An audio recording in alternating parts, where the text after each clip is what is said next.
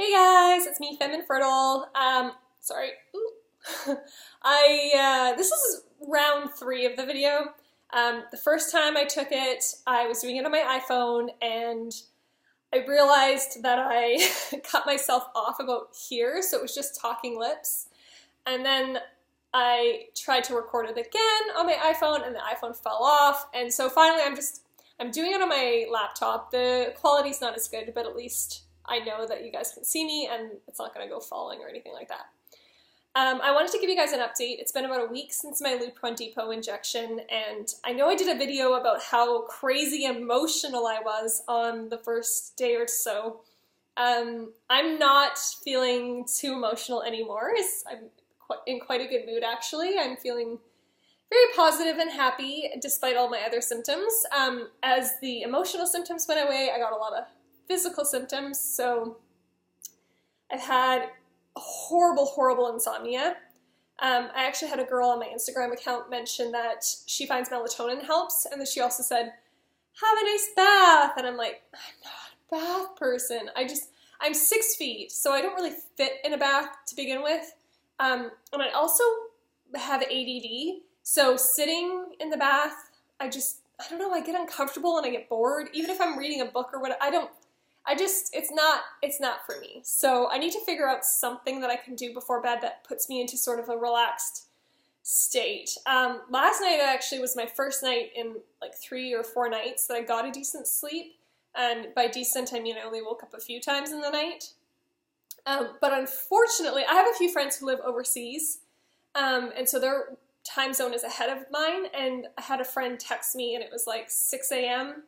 So I had a 6 a.m. wake-up call, and I don't work, or I work from home, so, I was really, I love her, and, you know, I should have had my phone on Do Not Disturb. I usually sleep with it on Do Not Disturb, but I didn't for whatever reason last night, and so I had a wake-up call at 6 a.m. and then couldn't fall back asleep, so, oh well, that's improving at least, or maybe I was just that tired that I finally had a good night's sleep and it's all going to start over again tonight. We'll see. We'll see. On top of that, I'm having night sweats. I'm having pains and aches. I mentioned previously, too, that my teeth were hurting, which is still happening, like some tooth sensitivity and whatever. So I need to make a dentist appointment. I don't actually think that this is anything like any like cavity or anything like that, because I did have a dentist appointment maybe like 9 months ago and I was good. But I think it's related to the fact that I don't know. I keep saying this. It says that it causes bone loss. I don't think it could happen that quickly. But I don't know. I don't know what's going on. I guess I shouldn't pretend to know because I really have no clue. So I need to make a dentist appointment because also if we do successfully get pregnant, teeth health is really important during your pregnancy, apparently. Oh, I'm coming off really ditzy. Anyways, other than all the symptoms, I'm right now trying to find a house. So I'm infertile and I have been going out to a lot of open houses over the last little while because we're new to Texas, and we don't know the city that we're living in very well at all, and it's really big, and so we need to figure out what neighborhoods to live in, and you know, we want to make sure that we're making a good investment in case we don't end up staying here for a really long time. So we kind of got a lay of the land and figured out where we wanted to be, but we hadn't taken our realtor out because we didn't want to waste our time until we knew we were ready. And we haven't really been ready. I think that it's really difficult for the infertility community having empty bedrooms. And I put a post on my Instagram today as well about this because we bought a house actually before we were even married, and all those rooms sat empty, and it was really hard, and it's not something that I think if you haven't gone through infertility that you can fully comprehend, but it's painful. It's really painful to see those empty bedrooms. It's a reminder of your failure. It's a reminder of the hurt. It's a reminder that you're not where you want to be, and we ended up selling our house, you know, throughout our infertility journey because it became too hard, and we were a little bit out in the suburbs, and you know, when you don't have a family and all your neighbors are like families and kids running in the street and you're not really close to like the hip happening stuff, it just makes it all the more difficult and all the more painful. So we sold and we moved, downsized to like a townhome. It was 2 bedrooms. We set the second one up as like a guest room, so it wasn't empty. And we were close to everything, and we were much, much happier. So when we moved to New York, obviously, that's not as big of a, unless we moved out to like Brooklyn or New Jersey or something. I don't know. That maybe it would have been more of a thing, but in Manhattan it wasn't. It wasn't ever really in your face or a concern or whatever. So, but now that we're in Texas, again, we're hitting that issue of like, do we stay really close to central downtown, or do we go out and get more space and get a home and all the rest of it? So we're trying to strike a balance between that. It's really difficult because we are at a point where no matter how our family comes to be, we're just ready.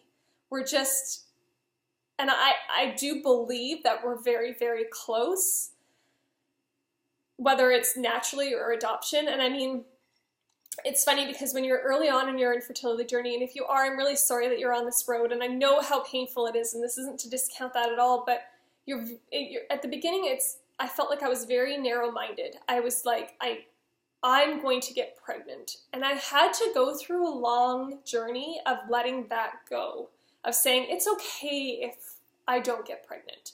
And I can sit here and honestly say to you right now that if I never get to experience pregnancy, I'm okay with that. I'm fine with that. And I genuinely mean that. But what I get more worked up about is the loss of a biological child. I always was so excited about seeing how mine and my husband's genes mixed. And it's a very ego-driven thing. And it might be a little bit silly, but it's a very real thing, and you have to kind of work through those emotions. And obviously, like, I'm getting worked up, so I haven't fully worked through them. And hence why we're going through a couple more IVFs before we let go of it entirely. But I am just ready to be a mom. And if that was through adoption, then that would be amazing. If it was through surrogacy, even more amazing. And if it's through fostering, then that's great too. I know that in the next couple years, we are going to have a family. So when we're looking at these homes, I'm kind of like, on the one hand, I want a big home that, you know, the kids have room to play and we can host other families. And then on the other hand, I'm like, what if we don't get pregnant right away? Or what if, you know, adoption takes a couple years and I have those empty bedrooms sitting right there? How am I going to cope with that? And that's a very real, oh God, that's a very real concern. And so something that I'm just kind of trying to figure out right now, I guess. So we want to get a house that's big enough to grow into, but small enough to not feel empty and lonely, I guess, if that makes any sense. So I found one that I absolutely, absolutely love. It was the cheapest one that my realtor and I actually saw when we went out yesterday. But it's perfect. It's got a nice big lot. It's got a pool in the backyard, which is amazing that you can gate off. And there's a big grass area as well, so that, you know, we can block off the pool area and like kids can play on the grass. And we have a dog, so that's nice as well.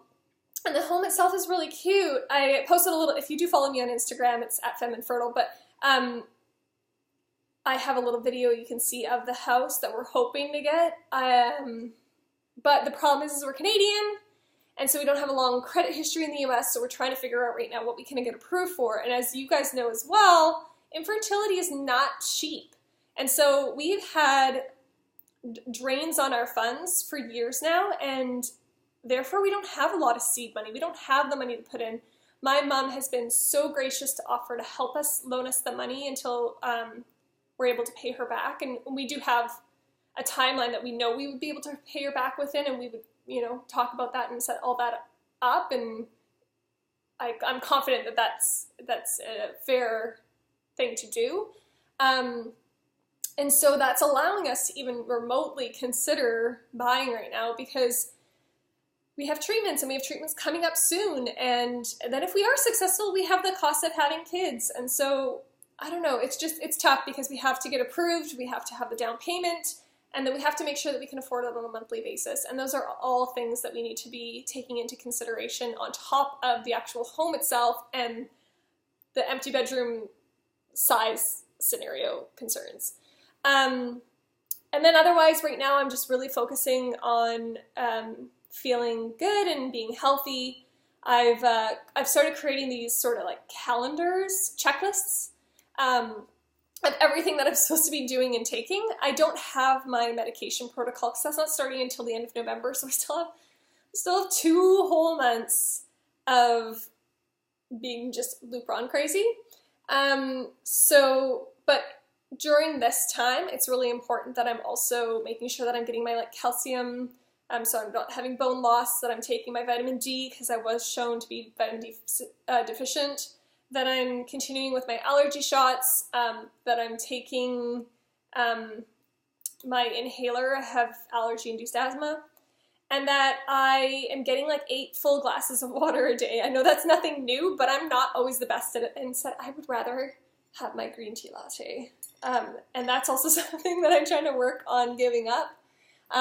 Matcha green tea apparently is an anti-inflammatory, which for us with endometriosis is actually a really great thing.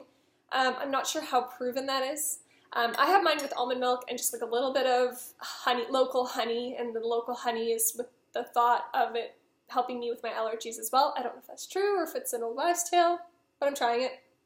And it's sort of like my morning pick-me-up. I have it in my mug, which is probably backwards. It says, never give up your daydream. And so it's sort of like this little comfort thing that I do every morning. I get up, I have my green tea lattes, and I feel better. So right now I drink 2. I should probably really soon go down to 1. And then once we're starting, I might have to completely get rid of it. Oh, sad face, but it's all worth it if it works out, right? I'm also trying to figure out my diet right now. I am gluten-free, I'm dairy-free, I reduce my sugar, so I mostly try and just have natural sugars, and as few as possible. And then I also don't eat red meat, and I also don't eat pork, but red meat for endometriosis is something that's in studies and a concern apparently. Pork is more just for my own self. I am borderline wanting to go pescatarian, but I still am not quite ready to give up chicken. It's a really nice way for me to get protein. So until I get better at all my other cooking and substituting, I think I'm going to stick with that because I don't want to have soy-based tofu or whatever. Anyways, I'll figure it out, but I'm just trying to figure out specifically my plan, whether I do paleo, whether I do the autoimmune. They're very similar. Do I cut out nightshades? I love my potatoes and onions. I don't know. So if you have any comments or suggestions, definitely when we get going on our cycle, I'm going to be doing the pineapple for bromelain, I'm going to be doing the Brazil nuts, I'm going to do pomegranate juice. I'm doing everything this cycle. The only thing that I'm like half tempted to not do is acupuncture. I did it with my last I did it with my last fresh transfer that was in New York, and I wasn't successful. I'm not blaming the acupuncture for my IVF not working out, but I don't particularly enjoy it, and with having so many needles already, it's kind of like, I don't only have the needles with IVF, I also have my allergy injections. It's just another appointment to worry about, and is the stress worth it? Can I find a way to find it a calming experience? I don't know. I haven't quite decided if the pros outweigh the cons yet. So that's a decision. If you have any comments or any suggestions, please do share. Love to hear it. Otherwise, that's my update for now, and we'll talk soon. Bye.